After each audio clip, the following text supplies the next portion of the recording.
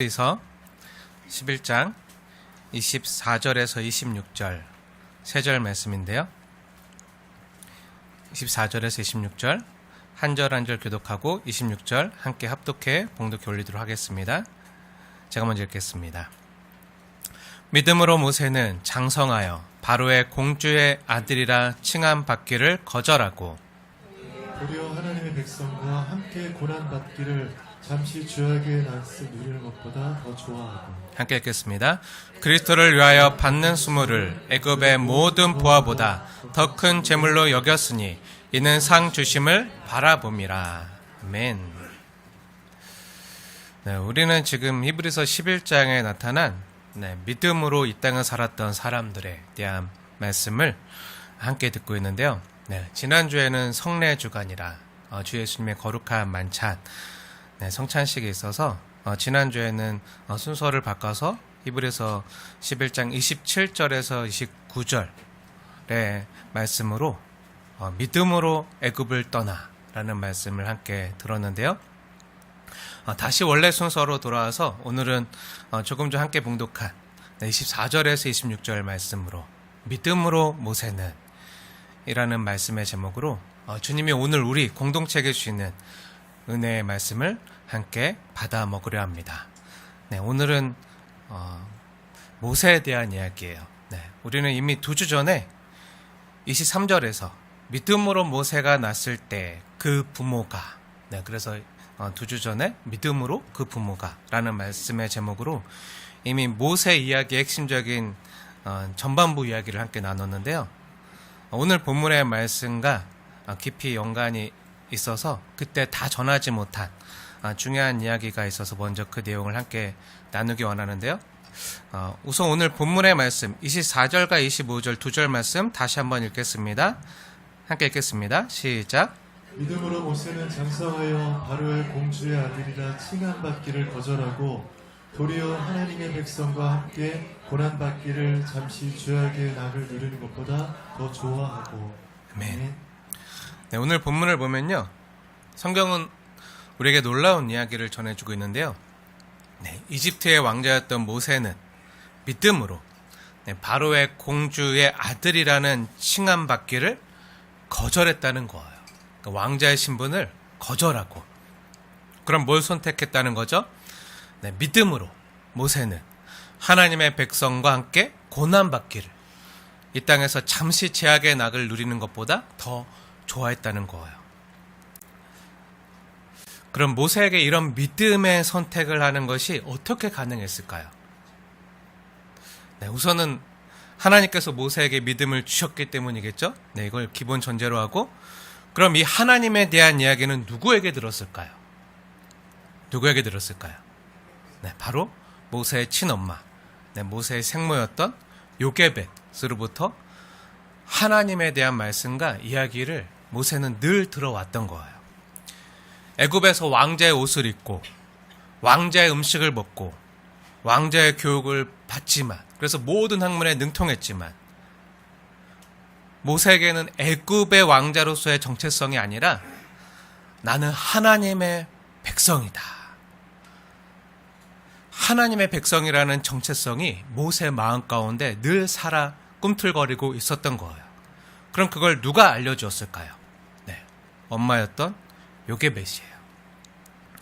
오늘 주보에 보면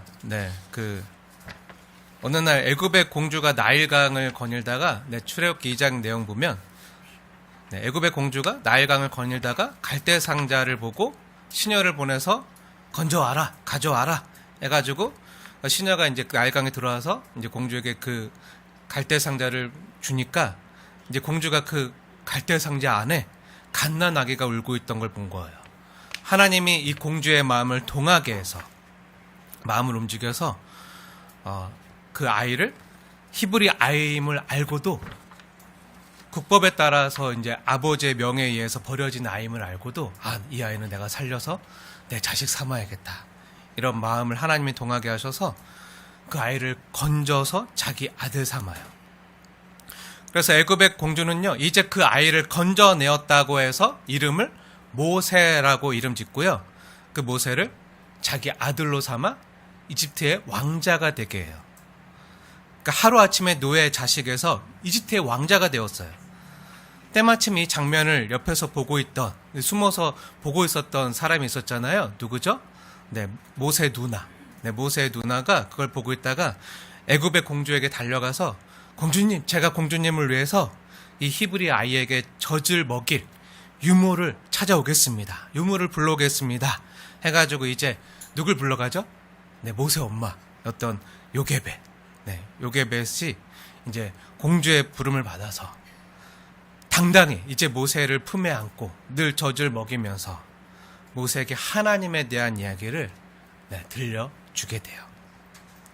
그래서 모세, 너는 원래 누구인지, 또 하나님이 어떤 분이신지, 하나님께서 하나님의 백성된 우리에게 어떤 약속들을 하셨는지, 그러한 이야기를요 늘 들려주는 거예요.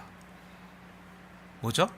네, 바로 너는 누구인가 하고 내 사랑하는 자녀에게 하나님 백성으로서의 정체성을요 알려주는 거예요.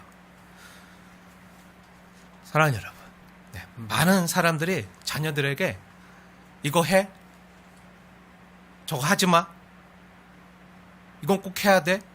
아니 저건 절대 하면 안 돼? 하고 뭔가 해야 될 것과 하지 말아야 될 것들을 많이 알려줘요. 네, 그래서 공부 열심히 해, 게임하지 마, 술 담배 하지 마, 좋은 대학 가야 돼, 좋은 직장 가야 돼, 좋은 사람 만나야 돼, 이런 것들을 늘 얘기해요. 네, 뭐 해라, 뭐 하지 마라, 많이 말해요. 근데 제가 늘 강조하는 거지만요, doing보다 중요한 게 being이에요. 네, doing이 뭐죠? doing은 하는 거잖아요. being은 뭐죠? being은 존재예요. 존재, 되는 거. 네, being은 존재. 그래서 뭔가 하는 것보다 더 중요한 게 있는데요, 너가 어떤 존재인가, 나는 어떤 존재인가, 나는 어떤 사람인가. 하는 것보다 더 중요한 게 되는 거예요. 우리 자녀들에게 뭔가 해야 하는 것보다 먼저 우리가 들려줘야 될 이야기는요, 어떻게 보면 이런 거예요. 너는 하나님의 사랑받는 자녀야.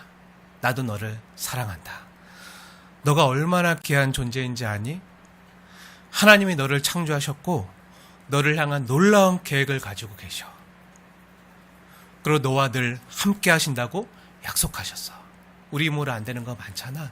그거 아시고 하나님 널 너무 사랑하셔서 하나님의 독생자 예수 그리스도를 너를 위해 십자가에 오빠가 죽게 하실 만큼 하나님은 널 사랑하셨어. 그리고 그 예수님 너와 함께 계셔. 그리고 하나님이 너를 붙들고 계셔. 너는 혼자가 아니야. 나도 너를 위해 기도할게. 네, 이런 우리 사랑하는 자녀들이요, 어떤 존재인지를 먼저 알려주셔야 돼요. 이거 해라, 저거 하지 마라, 이런 이야기 전에요, 우리는 먼저 자녀들에게 너는 어떤 존재인지, 얼마나 사랑받은 사람인지, 이런 이야기를 먼저 들려주셔야 돼요. 이런 말들이요, 우리 아이들의 영혼을 세우는 거예요. 자녀들에게 이거 해라, 저거 하지 마라 하는 말을 들으면 우리 아이들이 어떻게 듣죠? 네, 잔소리로 듣죠. 네, 잔소리로 듣고, 나도 알아, 그만 좀 해, 막 하면서 네, 잔소리를 듣고 흘려버릴 때가 많아요. 네, 하지만 너는 거룩한 하나님의 자녀야 하고 정체성이 자녀들에게 확립이 되면요, 뭔가 세상에서 죄를 지으려다가도 맞아, 나는 하나님의 자녀지, 이러면 안 되지. 친구들이 아무리 제약으로 유혹을 하려고 해도 이러면 하나님이 안 기뻐하시지. 그리고 나 하나님의 자녀니까, 난 예수님의 사람이니까 예수님이 기뻐하는 일을 해야지 하고 스스로 선택해서 하게 돼요. 이게 훨씬 더 강력한 거예요. 뭐 하라, 하지 마라, 이거는 외부의 압력이잖아요. 하지만 내가 어떤 사람인지 어떤 존재인지 알면요, 내가 원해서 스스로 자원해서 하기 때문에 이게 훨씬 더 강력한 거예요. 사람은요, 그래서 자기의 정체성을 따라서 선택을 해요. 정체성을 따라 내가 어떤 존재인지, 난 어떤 사람인지에 따라서 내가 무엇을 가치 있게 여기는지 이런 걸 생각하면서 선택을 하게 돼요. 그 선택이 우리 인생을 만드는 거예요. 그게 오늘 본문에서는요, 모세는 이집트의 왕자로서의 삶보다 도리어 하나님의 백성과 함께 고난받는 것을 더 좋아하는 삶으로, 믿음의 삶으로 그렇게 나타났던 거예요. 사랑하는 여러분, 부모의 역할은요, 자녀의 일을 대신해 주거나 대신 인생을 살아주거나 대신 그 길을 걸어가 주는 것이 아니라, 할 수 있으면 얼마나 좋겠어요. 그럼 살이 속 편하겠죠. 근데 그렇게 못해요. 그래서 우리 자녀들을 존중하면서, 나를 너무 닮았지만, 내 DNA를 물려받아서 나를 너무 닮았지만 하나님이 나에게 주신 소중한 선물이자 나를 세상에서 가장 많이 닮은 타인으로, 하지만 소중한 인격체로 존중해주면서 너가 어떤 존재인지 알려주는 거예요. 뭐로? 말로만이 아니라 부모의 삶과 행동으로 묵묵히 일관되게 알려주는 거예요. 이게 더 중요해요. 예를 들어서 부모가 맨날 집에서 누워서 소파에 누워서 핸드폰 게임하면서 자녀에게만 게임하지 마, 공부해, 이러면 설득력이 없죠. 네, 설득력이 없어요. 부모가 술, 담배 하면서 자녀에게 너는 하지 마 하는 것도 설득력이 없어요. 왜 하지 말아야 되죠? 나는 성인이니까 해도 되고 너는 학생이니까 하지 마, 이러면 안 되죠. 네, 성도이니까. 네, 우리는 거룩한 성전이니까. 네. 믿음이 중요하다고 하면서요, 부모가 너는 고3이니까 예배보다 성적에 신경을 쓰거라 하면요, 아무 효과가 없는 거예요. 그래서 나는 교회 가서 기도할 테니 너는 주일날 학원을 가거라, 이러면 안 되는 거죠. 근데 그런 부모들이 한국 교회에 얼마나 많은지 몰라요. 부모가 믿음이나 거룩보다 돈과 성공을 더 중요시하면서 너희들은 거룩하게 살아라, 이렇게 말하는 건요, 아무 설득력이 없는 거예요. 우리 아이들은요, 부모의 말이 아니라 부모의 삶을 보고 배우는 거예요. 부모의 선택을 보고 배우는 거예요. 그래서 우리의 믿음은요, 단순한 말이나 강의로 형성되는 게 아니라, 자녀들의 믿음은요, 말로 형성되지 않아요. 그럼 뭐로 형성되죠? 도제 아시죠? 도제. 도제처럼 전수되는 거예요. 보고 배우는 거예요. 보고 배우는 거예요. 오랜 시간 곁에서 보고 배우는. 그러니까 강의가 아니라 전수예요. 전수. 사랑하는 여러분, 우선 부모님들께 축복합니다. 오늘부터 자녀들에게 이거 해라 저거 해라, 물론 가르치기도 해야겠죠. 하지만 이것보다, 이 말보다 우선적으로 자녀에게 내가 너를 진심으로 사랑한다, 하나님도 너를 사랑하신다, 너는 하나님의 사랑받은 자녀다 라고 말하며 축복해 주세요. 제가 축복의 액자 다 드렸잖아요. 네, 그거 보고 축복해 주세요. 네, 어떤 분은 자녀 붙들다가 머리에 손 얹고 빨리 들어와 내가 너 축복해 줄게 하면서 축복해 줬다는 분도 있는데, 네, 그게 아니라 식탁에 놓고, 그리고 침대 위에 놓고 볼 때마다 자녀들이 듣든 안 듣든 늘 그 축복의 선포를 하시고 축복의 기도를 해주세요. 그리고 자녀들이 들을 상황이 됐으면 정말 자녀들을 위해서 한 번쯤은 또 아이들이 잘 때 머리맡이나 어깨에 손을 대고 축복 기도를 해주세요. 어떤 존재인지, 얼마나 사랑하는 존재인지, 그게 훨씬 더 강력해요. 이거 해라 저거 하지 마라 이러면 어떻게 되죠? 부모랑 싸우잖아요. 나 하고 싶은데 못하게 하니까, 나 이거 하고 싶은데 하지 말라고 하니까, 나 이거 하기 싫은데 자꾸 하라고 하니까, 자기 원하는 게 있는데 자꾸 부모가 반대로 얘기하면 어떻게 되죠? 싸움밖에 안 되잖아요. 그러지 마시고요, 정말 자녀를 사랑한다면요, 말이 아니라 내 자녀가 담길 원하는 삶으로 우선 사셔야 돼요. 그걸 보여주셔야 돼요. 내 자녀가 담길 원하는 삶으로. 그리고 기대와 기도와 기다림으로 자녀들의 인생에서 함께 해주세요. 오래 걸려도. 어떤 분들은요, 그거 방임 아닌가요? 라고 말씀하실 수도 있지만 아니요. 어떤 분들은요, 이런 분들도 있어요. 더 이상 자녀들과 싸우기 싫어서 야, 너 마음대로 해 하고 기도 안 하고 내버려 두는 건요, 방임 맞아요. 그건 진짜 방임이에요. 하지만 진심으로 자녀를 위해서 기도하면서, 기대하면서, 기다려주면서, 축복하며 그 인생을 하나님의 손에 맡겨드리는 건요, 방임이 아니에요. 그게 어떻게 보면 진짜 믿음이고요. 사랑하는 자녀를 위한 거예요. 부모의 손보다 더 강력한 게 바로 하나님의 손임을 인정하셔야 돼요. 우리가 할 수 없잖아요. 하나님이 하세요. 하나님이 붙들면요, 하나님이 택하고 붙드신 자녀라면요, 반드시 언젠가 주님께 돌아오고 또 주님이 쓰시게 되어 있어요. 그때까지 부모들이 할 일은요,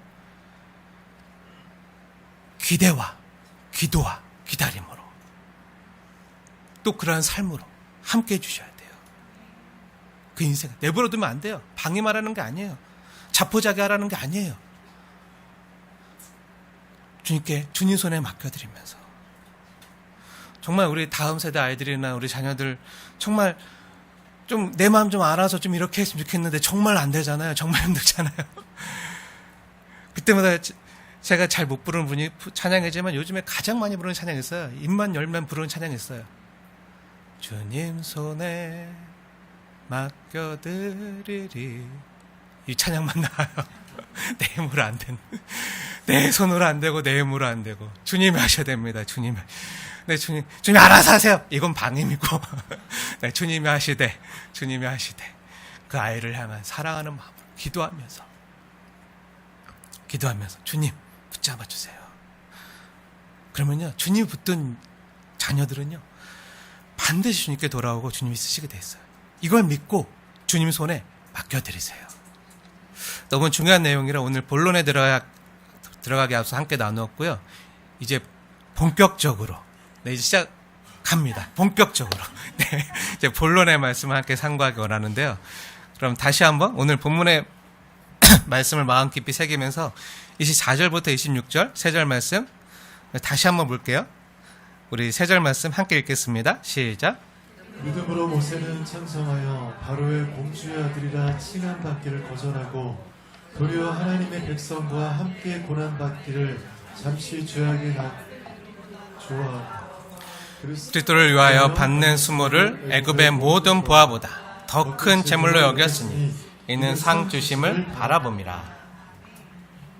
네, 이 모습을, 이러한 믿음으로 살았던 모세의 모습을 하나님께서 너무 기뻐하시고 칭찬하시는 장면이 바로 히브리서 11장, 방금 우리가 읽었던 본문의 내용이에요.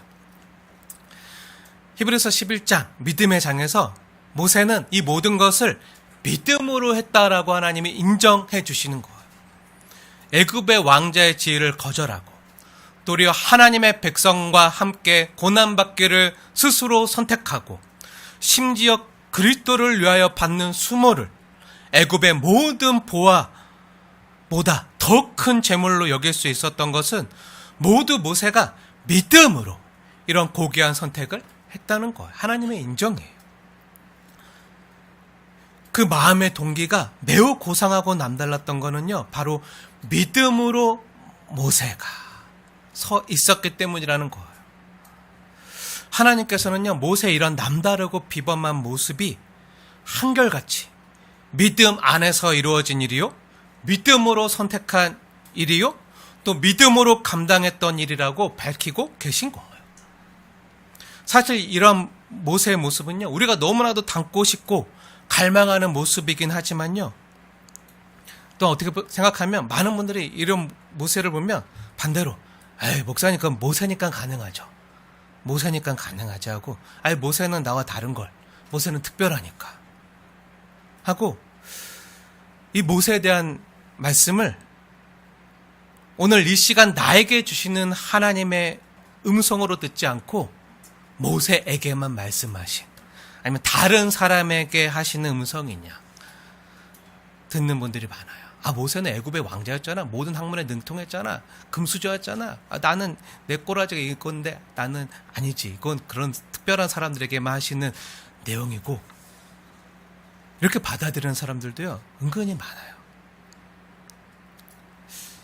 왜냐하면 많은 사람들이요, 왜 모세를 알잖아요. 이런 모세의 위대한 믿음의 선택과 행동을 믿음으로 모세는 하면서, 역시 모세는 남달라. 민족의 영도자야. 모세쯤 되었으니까 하나님이 십계명도 주시고 홍해도 가르게 하시고 이스라엘 백성들도 출애굽하게 하시지 하고, 모세는 위대한 영웅이니까 하고, 그렇게 이집트의 왕자로서의 그 부귀영화의 삶을 포기하고 저렇게 고난받는 자들과 함께 생활하는 정말 놀랍고도 위대한 자기 희생의 삶을 살지, 저런 건 아무나 못해 하고 많이들 생각해요. 예전에 한 10몇 년 전쯤에 내려놓음이라는 책을 쓴 선교사님 계세요. 김영구 선교사님. 그 책을 많은 분들이 읽고 감동을 받고 막 하지만 한결같이 반응은, 그건 그 선교사님이니까 가능하지, 자기에겐 적용 안 시켜. 네. 그건 그분, 네. 그렇게 생각하는 경우가 너무 많아요. 근데 그분이 하고 싶은 내용은 우리도 각자의 삶에서 내려놓을 부분이 있다는 거고, 주님께 맡길 부분이 있다는 거거든요. 근데 그건, 그분이니까 그 믿음의 사람이니까 가능하지. 난 믿음이 약한 걸 하고 그렇게 생각 안 할 때가 너무 많아요. 근데 우리가 잊지 말아야 될 것은요, 오늘 성경 본문에 나오는 모세 역시요, 우리와 성정이 같은 사람이라는 거예요. 남다르지 않다는 거예요. 우리가 크게 다르지 않다는 거예요. 정말 모세가 영웅적인 자기 희생의 사람이라, 모세가 정말 그래서 이런 고상하고 위대한 선택과 행동을 했던 것일까요? 정말 그런가요? 여러분은 어떻게 생각하시죠? 여러분은 오늘 히브리서의 이 모세에 대한 말씀이 아무 거부감 없이 그냥 잘 와 닿으시나요? 아니면 이 말씀, 내가 알던 모세 모습과 좀 다른데? 하고 뭔가 이상하게 와 닿진 않으시나요? 이상하게 와 닿는 분들이 아무도 없는 것 같아. 당연히 하나님의 말씀이지, 믿어야지. 만약에 이상하게 여기지 않는다면요, 둘 중에 하나인데요, 정말 믿음이 좋아서거나, 아니면 지금 아무 생각이 없으시거나, 아무 생각이 없거나, 둘 중에 하나일 수 있는데요. 제가 이렇게 말하는 이유는요, 우리가 이미 출애굽기 강해 때 모세에 대해서 몇 달간 깊이 살폈잖아요. 여러 차례 깊이 상고해서 익히 들어서 알지만, 모세가 정말 자기 희생적인 삶을 살기로 다짐하고 그런 고상한 의도로 하나님의 백성들과 함께 고난받기를 택하고 그걸 좋아해서 공주의 아들이라 칭함받기를 거절하고 그리스도를 위해서 받는 수모를 택한 건가요? 그래서 왕자의 지위를 거절하고 나온 건가요? 아니면 살인을 저지르고 바로에게 벌 받는 걸 두려워해서 도망친 건가요? 뭐가 맞는 거죠? 궁금하신 분들은 출애굽기 2장 보세요. 거기 보면 모세에 대한 얘기가 쫙 나오는데요. 우리가 이미 출애굽기 말씀을 자세히 상고해서 알지만, 사실 오늘 본문에서 일컬어지고 있는 사건의 배경을 보면요, 이 배경에 대한 말씀이 출애굽기 2장에 나오는데, 모세가 이러한 행동을 한 것이요, 그리스도를 위하여 받는 수모를 추구했던 긍정적이고 자기희생적인 의도보다는요, 부정적이고 미숙한 모세의 모습을 드러내는 말씀이요, 출애굽기에는 더 많이 나와요. 특히 출애굽기 2장, 이 본문의 배경이 되는 출애굽기 2장 보면 나오는데요. 한번 궁금하신 분들은 보세요. 우리가 출애굽기에서 봐서 알지만, 모세가 애굽의 왕자로서 애굽의 모든 학문을 통달해서 말과 행사에 능통하게 된 다음에, 그때가 한 40세쯤 돼요.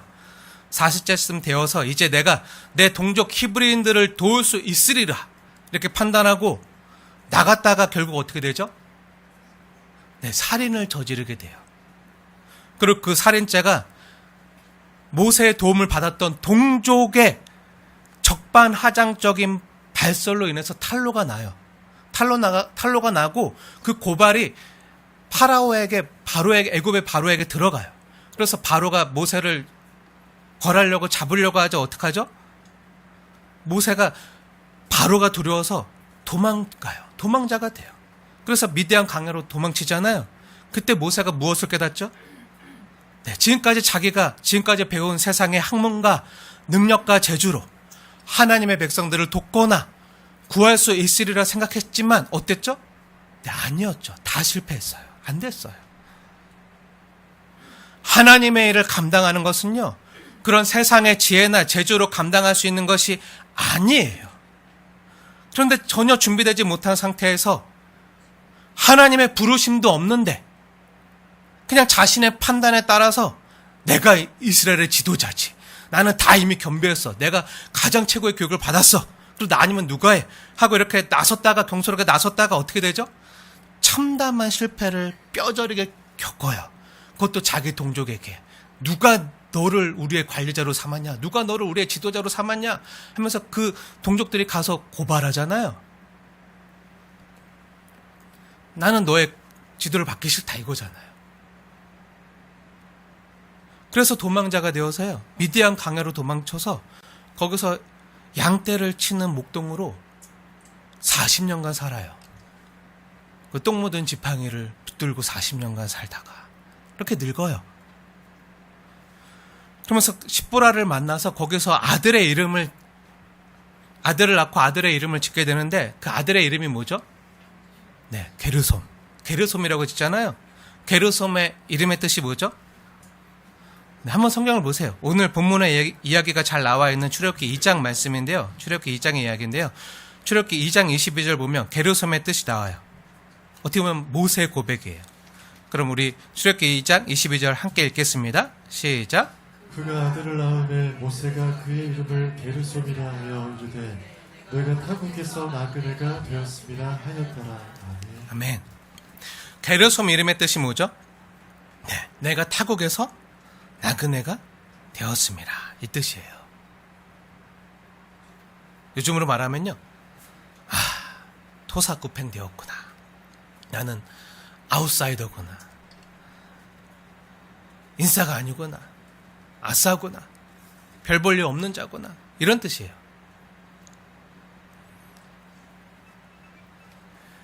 아무리 자기 처지가 외국에 도망쳐서 처가살이 한다고 해도요, 자기 아들의 이름을 그렇게 짓는 사람은 없잖아요. 좋게 말해서 내가 타국에서 나그네 되었구나. 이거지. 직설적으로 말하면 뭔지 알아요? 원문 그대로 직설적으로 말하면 뭔지 알아요? 이 모양 이 꼴이구나. 아들 이름을 부를 때마다 이 모양 이 꼴아. 이 모양 이 꼴아. 내 모습이 이 모양 이 꼴이다. 이 모양 이 꼴. 계속 그렇게 부르는 거예요. 게르솜 부를 때만. 게르솜 이름의 뜻이 그거라고요. 이 모양 이 꼴이구나. 내 팔자야. 그런 거. 아무리 자식 이름을 그렇게 지으면 안 되죠. 아무리 그래도. 자기 삶이 정말 한탄스럽게 느껴진다 할지라도. 근데 모세는요, 아들 이름을 그렇게 지었어요. 어떻게 보면 모세의 이렇게 답답하고 낙심된 심정을 잘 드러내주는 이름이에요. 어떻게 보면 자기 고백이에요. 그렇게 모세는요, 이방인과 나그네가 되어서 그곳에서 살아가요. 미디안 땅에 나그네가 되어서 거기서 아들 둘을 낳으면서 40년간 이방 땅에 객이 되어서 나그네 되어서 이 모양 이 꼴이구나 하면서 그냥 조용히 살아요. 처음엔 선한 동기로 시작하고 일어났지만 자신의 일에 실패하고 40년간 광야에서 양을 치면서 모세는 어떠한 생각을 했을까요?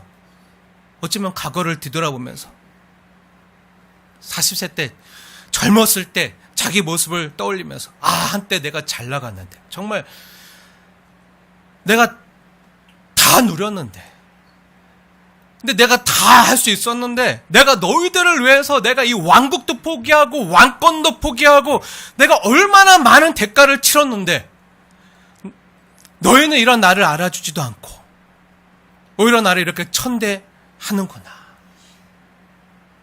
하고 생각했을 수도 있어요. 원망했을 수도 있어요. 그러면서 그렇게 미디안에서 40년 동안 하나님으로부터 훈련을 받아요. 그 학교의 이름은요, 광야 학교예요. 광야 훈련소. 모세는 광야에서 그렇게 40년간 홀로 버려졌어요. 공주의 아들, 이집트의 왕자, 말과 행동에 능한 자, 모든 학문과 학술에 능통한 자, 이 모든 것들로부터 분리가 돼요. 남아있는 것은요, 살인자, 실패자, 도망자라는 오명밖에 없어요. 모세가 느꼈던 것은요, 동포와 자신에 대한 절망으로, 다른 사람들의 원망도 많았지만 나는 안 되는구나, 아무리 하려고 해도 안 되는구나 하는 자기에 대한 절망으로 그렇게 그냥 시간을 흘려보내요.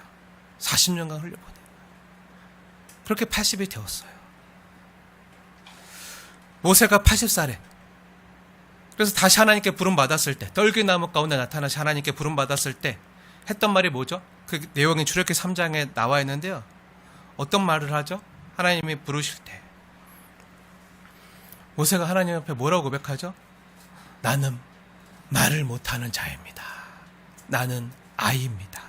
나는 아무것도 아닙니다. 이런 고백을, 말과 행동에 능통한 자가 나는 말을 못하는 자입니다. 이런 고백을 하게 돼요. 그 광야 40년을 통해서 모세의 자아는요, 완전히 죽는 것을 경험해요. 그렇게 하나님은 모세에게 철저한 자기 부인을 요구하셨던 거예요. 어쩌면 우리 중에도 스스로 게르솜이라고 부르고 싶은 일들을 지금 현재 당하는 분들이 계실지도 몰라요. 아니, 내가 나 혼자 잘 먹고 잘 살자고 한 것도 아니었고, 하나님을 위해서, 그리고 자기 동료들을 위해서, 그리고 가족들을 위해서 좋은 마음으로 한 건데 너희는 내 마음도 몰라주고, 아니, 내가 왜 그것 때문에, 내가 정말 선한 의도로 좋은 동기로 시작했는데 왜 그것 때문에 이렇게 힘든 일을 당해야 돼? 라고 생각하는 분들이 계실지도 모르겠어요.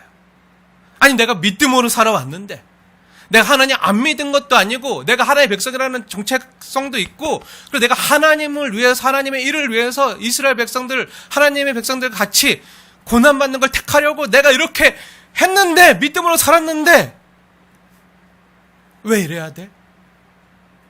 하는 분이 계실지도 모르겠어요. 그럼 왜 이런 일들을 겪게 하시는 거죠?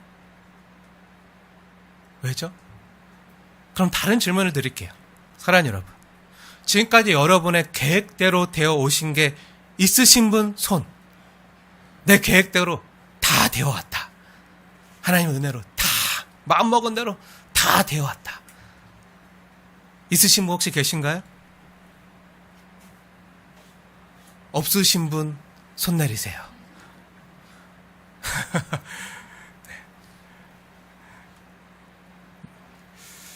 만약에 내가 계획된 대로 된 게 아무것도 없다, 이렇게 생각하는 분 계시다면요, 기뻐하십시오. 어쩌면 하나님이 여러분을 이 시대의 모세로 부르시는 과정이에요.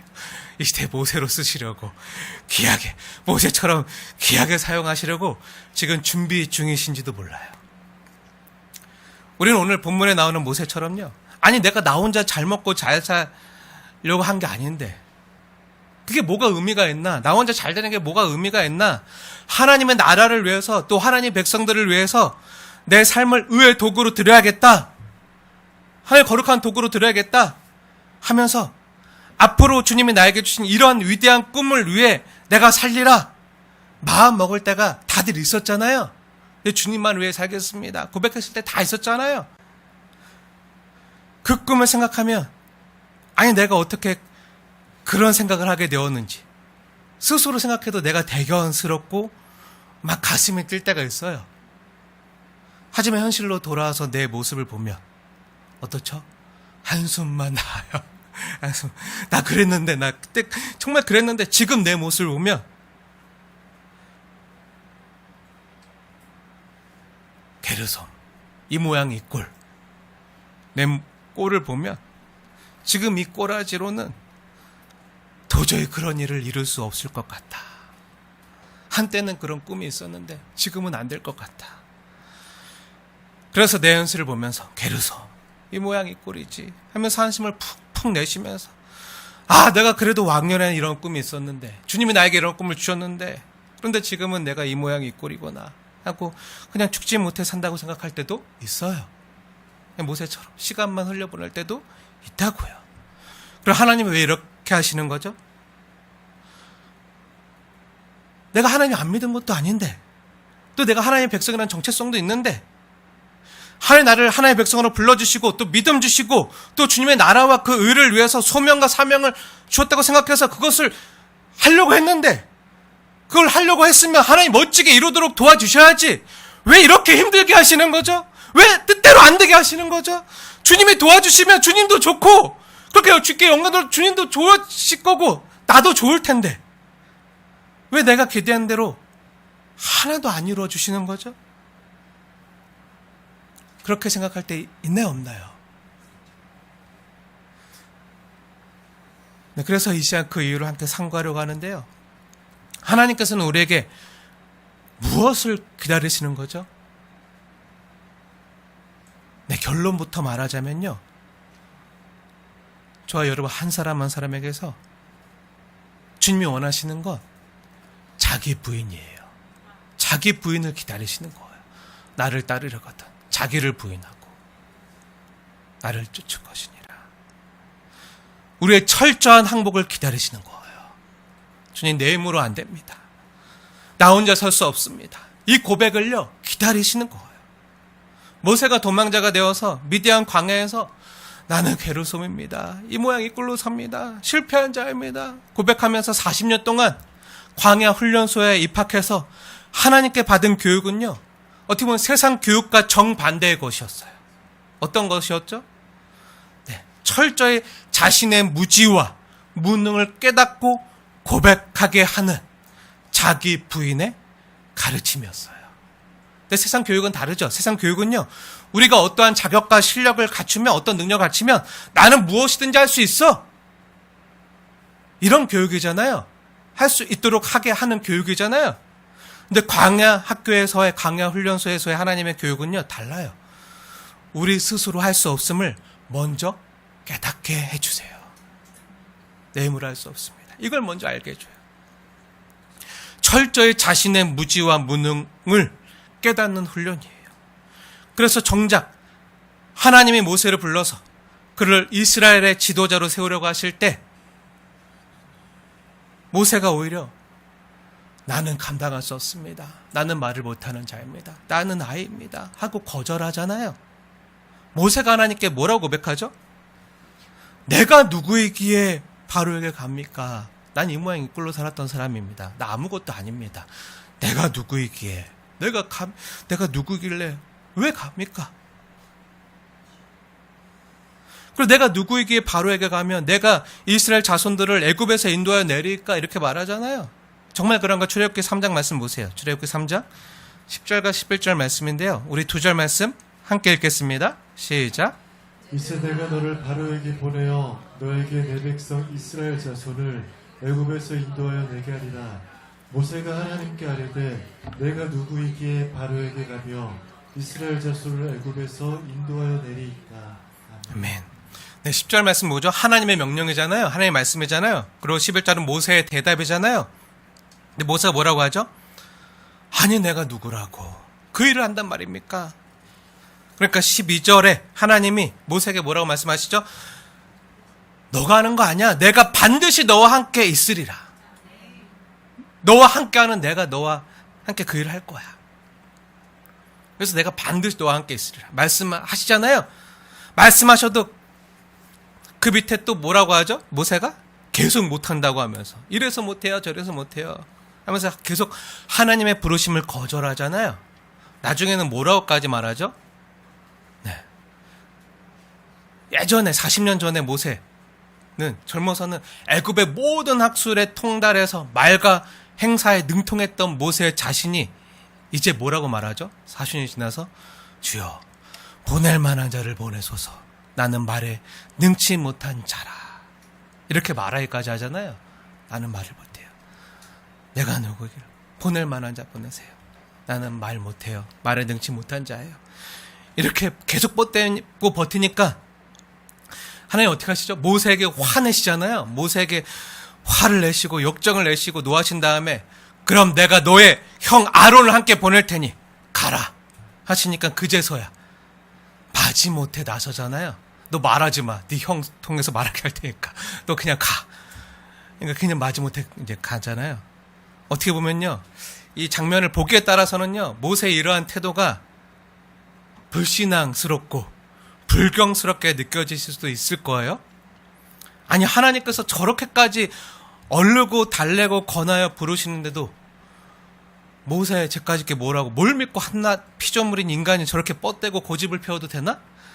이렇게 생각하실 수도 있어요. 아니, 어떤 분들은 혹시 어쩌면 이전에 모세가, 이 모세의 강전이 입을 해서 내가 젊었을 때, 내가 40세 때 이스라엘을 구하고자 할 때에는 도와주지도 않고 그때 내버려 두시더니, 아니 이제 80이 다 되어서 늙어서 아무것도 할 수 없을 때야 나를 부르시나? 장난하시는 건가? 하고 하나님께 대한 원망과 항변으로 심세가 뒤틀려서 속이 베베 꼬여서 이렇게 뻗대고 반항하는 건 아닌가 하고 생각하시는 분이 혹시 계실지도 모르겠지만, 사실 이것은요, 하나님께서 모세에게 이렇게 의도하신 것이고요, 지난 40년 동안 광야에서 훈련받게 하신 교육의 결과였어요.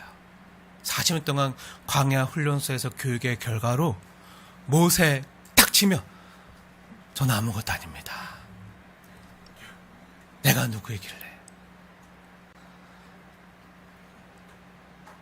그럼 어떤 교육이었죠? 자기 부인의 교육이에요. 나는 할 수 있는 것이 없습니다. 자기 부인의 교육. 이전에 40세 때는 자기 힘으로, 세상의 학문과 능력으로 이스라엘을 구하겠다고 나섰다가 처참하게 실패한 후에, 아, 내 힘으로 안 되는구나 하고 뼈저리게 깨달았잖아요. 그 후 뜨거운 광야에서 40년간 그 뜨거운 햇볕 아래서, 폭염 아래서 먼지를 뒤집어 쓰면서 똥 묻은 지팡이를 휘두르는 목동 생활을 하는 동안에 하나님께서는 모세에게 가르치신 것이, 아, 내 힘만으로는, 사람의 힘으로는 이 일을 감당할 수가 없구나 깨닫게 하신 거예요. 이걸 훈련시키신 거예요. 그러니까 출애굽기 3장과 4장에 나타난 이 모세의 고백은요, 내심 하나님께 자기 불러주셔서 써주실 걸 내심 바라면서 곁으로는 겸손한 척 거절하는 겸양의 표현이 아니라, 속으로는 아, 나 대단한데, 나 이쯤 되면 하나님 나 안 불러주시면 안 되는데 하면서 불러주시니까 저는요, 이런 겸양의 표현이 아니라 네, 그냥 한 번 거절하고 두 번 거절, 세 번째 거절을 마지못해 해야지, 이런 게 아니라, 네, 정말 진실된 마음으로 뼈저리게 깨달아서, 주님, 저는 정말 아무것도 아닙니다. 아니, 제가 정말 뭐라고, 저는 그런 자격이나 자질이 없습니다. 정말 다른 자를 보내소서, 말할 수 있는 자를 보내소서. 자기가 지금까지 했던 말과 그 행함과 능력으로는 다 실패했습니다. 그거로 안 됐습니다. 사람 수의 능력으로 안 됐습니다. 그거로 못했습니다. 안 됩니다 하고 깨닫게 하시는 거예요. 자기 부인으로의 반응이죠. 우리는 자기를 부인하고 자기 십자가를 지고 주를 쫓을 것이니라 할 때, 이거를요, 이건 어떤 히어로들이나 할 수 있는 영웅적인 일들로만 생각해요. 그래서 나의 모든 것을 다 버리고 다 헌신하고 다 죽게 드리고 내 모든 것을 주를 위해 희생하고 포기하고 나의 이러한 강력한 의지로, 일사즉생의 각오로, 순교의 각오로 주를 따르리라 라고 생각하는 분들이 있는데요, 어떻게 보면 그것은요, 아직 자기가 살아서 그래요. 네. 출발은요, 우리 믿음의 출발은요, 정말 나는 아무것도 아닙니다 라는 고백이 나와야 돼요. 나는 그런 의지도, 그런 능력도, 그런 힘도 없는 사람입니다 라는 고백이 나와야 돼요. 진짜로 수십 번, 수백 번, 수천 번 생각해도 나는 아무것도 아니구나, 내가 누구이길래, 내가 무엇이 간데 내 이런 은혜를 받았는가, 이런 부름을 받았는가. 근데 내가 아무리 생각해봐도 나는 하나님께 쓰임받기에 정말 별 볼 일이 없는데, 그런 자격이 없는데, 그런 진실된 고백이 나와야 돼요. 그래야 나는 무능하고 무력하고 무지하기 때문에 자기의 힘이나 자기의 능력이나 자기의 지혜를 의지하지 아니하고요. 철저히 하나님을 의지하고 하나님만 붙들게 돼요. 아니, 거꾸로 하나님께 붙들림 받기를 원해요. 그걸 갈망해요. 하나님이 부르셔서 나를 통해 하나님의 일을 행하시더라도 나는 아무것도 아닙니다. 모두 하나님이 하셨습니다. 내가 한 건 없습니다. 하나님이 다 하셨습니다. 이 모든 것이 은혜입니다. 나는 무익한 종입니다. 마땅히 해야 될 것 했을 뿐입니다. 이게 겸양의 표현이 아니라 뼛속까지 이런 진실된 고백을 할 수 있게 되는 거예요. 무능하기 때문에 하나님의 능력을 더 의지하고요. 무능하기 때문에 더 기도할 수 있게 되는 거죠. 내가 다 할 수 있어, 내 힘으로 할 수 있어, 내 능력으로 할 수 있어 하는 사람이 기도하는 거 봤나요? 내 힘으로 안 됩니다. 내 힘으로 안 됩니다. 나는 무능하기에 하나님이 하셔야 됩니다. 하나님이 해주셔야 됩니다. 그런 사람이 더 기도하게 되는 거예요. 무슨 말인지 아시겠나요? 그럼 여기서 다시 히브리서로 돌아와 볼게요. 히브리서. 오늘 우리가 함께 보고 있는 히브리서 말씀에 나타난 모세. 오늘 히브리서의 말씀이 잘못된 건가요? 아니죠. 근데 우리가 이전에 보았던 출애굽기에 나오는 모세의 모습과 다르잖아요. 그쵸? 우리가 지난번 출애굽기 강의할 때도 우리가 자세 상고했고 또 출애굽기 2장, 3장, 4장 모습을 봐도 히브리서에 나오는 모세의 모습과는 뭔가 언밸런스한데 느끼잖아요. 이제야 좀 이상한 걸 느끼시나요? 그럼 둘 중에 하나가 틀린 건가요? 출애굽기가 맞고 히브리서가 잘못 오해해서 기록한 건가요? 아니면 히브리서가 맞고 출애굽기의 기록이 잘못된 건가요? 아니죠. 둘 다 맞아요. 출애굽기 역시 또 히브리서 역시 둘 다 하나님의 말씀이에요. 진리의 말씀이에요. 다 맞아요. 그럼 오늘 히브리서 말씀은 어떻게 이해해야 될까요? 어떻게 해석해야 될까요? 사랑하는 여러분, 우리가 출애굽기의 말씀 역시 살아계신 하나님의 말씀으로 믿고 받는다면요, 오늘 히브리서 말씀의 의미를 신중하게 해야 할 필요가 있어요. 그래서 오늘 말씀이 사실 쉽지는 않아요. 그래서 저와 같은 말씀 사역자가 필요한 건데요, 오늘 히브리서 본문 히브리서 11장 24절에서 26절에 모세에 대한 말씀은 한번 잘 보세요. 이 말씀은요, 어떠한 특정 시점에 모세를 가리키는 그런 언급이 아니라 40세 때 아직 미숙한 상태에서 세상에서 배운 학문과 능력으로 자신이 능히 하나님의 백성을 돌볼 수 있으리라 여기는 미숙한 그 모세의 믿음뿐만 아니라 여기에다가 하나님께서 그를 다시 광야 학교에, 광야 훈련소에 입소시켜서 40년간 혹독한 연단과 훈련 기간을 더하셔서 자기를 완전히 부인하고 그러면서 오직 하나님만 바라고 의지하는 믿음으로 세워가신 후에 모세의 모습을 전생에 걸쳐 바라보고 평가한 것임을 우리는 잊지 말아야 돼요. 그러니까 오늘 본문은요, 40세 특정 시기의 모습을 묘사한 게 아니라 모세의 인생의 120년 전체를 보고 하나님 말씀하시는, 인정하시는 말씀이에요. 그러니까 오늘 히브리서에 나오는 믿음으로 모세는 이라는 하나님의 칭찬과 인정은요, 모세 전생에 걸쳐서 하나님께서 이루어낸 결과라는 거예요. 그리고 이러한 하나님의 훈련 가운데서 터져 나온 모세의 고백과 반응이 믿음으로 모세는 이러한 일을 이루어냈다는 거예요. 그래서 오늘 히브리서에 나타나는 믿음으로 행했던 모세처럼 우리 역시 그리스도를 위해서 우리 역시 모세처럼 때론 세상의 고귀한 지위나 부나 명예도 미련 없이 내던지고 덧없는 제약을 즐기는 그런 쾌락을 즐기는 것보다, 그걸 누리기보다 하나님의 백성과 함께 고난받는 것을요, 기꺼이 주저함 없이 우리도 믿음으로 선택해야 하지만, 그것이 분명하지만, 그러나 이러한 믿음 역시요,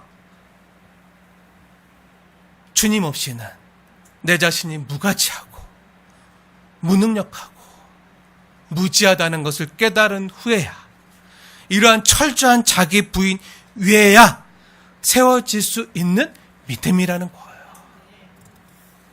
결론적으로 말하면요, 오늘 24절에서 26절에 나타나는 믿음으로 모세는 이렇게 살았다라는 히브리서 말씀의 의도는요, 모세가 지닌 우리와 남다른 어떤 특정한 사람만 할 수 있는 위대한 믿음의 영웅적인 모습이나 선택만 드러내는 게 아니라 모세를 사랑하신 하나님께서 모세로 하여금 먼저 철저히 자기 부인의 가정을 겪게 하셨고, 이러한 가정 가운데서 자기 자신을 의지하지 않고 철저히 하나님만 의지하게 되어 하나님을 향한 믿음이 더욱 깊어지고 간절히 하나님만 바라고 그렇게 온전하게 된 모세의 모습을 우리에게 말하고자 하는데 그 목적이 있는 거예요. 또 오늘날 저와 여러분을 이런 모세처럼 부르셨음을 알고 우리도 믿음으로 살라. 믿음으로 호수는, 믿음으로 성수리는, 믿음으로 태주는 이렇게 살아야 된다. 이 말씀을 하시는데 목적이 있는 거예요. 사랑하는 여러분, 이스라엘을 구원하는 일은요, 모세가 하는 일이 아니라 그와 함께 하시는 하나님께서 하시는 일임을 분명히 하시기 위해서였던 거예요. 세상이나 우리 가정이나 자녀를 구원하는 일도요, 내가 할 수 있나요? 내가 못해요. 내가 하는 일이 아니에요. 하나님이 하시는 일이에요. 근데 하나님이 나와 함께 하시는 일이에요. 나를 불러서, 나를 통해서, 나를 사용해서 하나님이 하시는 일임을 고백하게 하기 위해서. 자기 부인의 고백 없이 이게 하면요, 내가 했어, 내가 누군데, 내 노하우가 얼만데, 자기를 자랑하게 돼요. 네, 하나님이 하셨습니다. 우리로 하여금 내가 한 것이 아니요, 하나님이 하셨습니다. 이걸 고백하길 원하시는 거예요. 이게 믿음이에요. 사랑하는 여러분, 잘 들으세요. 내가 하는 일을 주님이 도우시는 게 아니고요, 주님이 하시는 일에 나를 사용하시는 거예요. 무슨 말인지 아시겠습니까? 비슷한 것 같지만요, 하늘과 땅처럼 다른 얘기예요. 비슷한 것 같은데요, 결과적으로 똑같은 거 아닌가요? 아니요, 완전 달라요. 내가 하는 일에 주님이 도우신다고 생각하는 사람은요, 겉으로는 겸손하게 내가 이런 일을 이렇게 했더니 하나님이 도와주시고 함께 하셔서 이런 놀라운 일들을 할 수 있었습니다. 내가 이런 일을 하려고 마음을 먹고 계획을 세우고 또 말씀을 읽고 기도하면서 정말 금식하면서 내가 40일 작정 기도를 했더니 하나님이 이렇게 역사하시고 도우셨습니다. 이렇게 그래서 놀라운 일을 할 수 있었습니다. 이렇게 말하는 건요, 이렇게 말할 수도 있겠죠. 하지만 이건 다른 말로 하면요, 내 자신이 주인공이고요, 하나님은 조연이에요. 내가 한 거예요. 주님의 조력을 받아서. 내가 주연이고 하나님은 조연이에요. 주객이 바뀐 거예요. 사랑하는 여러분, 우리 하나님께서는 하나님의 일을 우리에게 맡기시기 전에 우리의 능력과 자격을 다 부인하고 먼저 내려놓게 하세요. 또한 나의 모든 뜻을 다 내려놓게 하세요. 나는 아무것도 아닙니다. 다 해봤어요. 어르고 달래고 때리고 내가 할 수 있는 거 다 해봤어요. 근데 그 무엇으로도 안 됐어요. 할 수 있는 게 없었어요. 내가 가진 온갖 지혜로 설득하려고 아무리 해봤어요. 근데 아무것도 안 됐어요. 학술과 학문에 능통해도 힘으로, 재력으로, 보화로 안 됐어요. 사람 수준의 모든 것으로 해봤지만 안 됐어요. 결국 고백하게 하시는 거예요. 나는 아무것도 아닙니다. 그래 결국 하나님만 바라보게 하시는 거예요.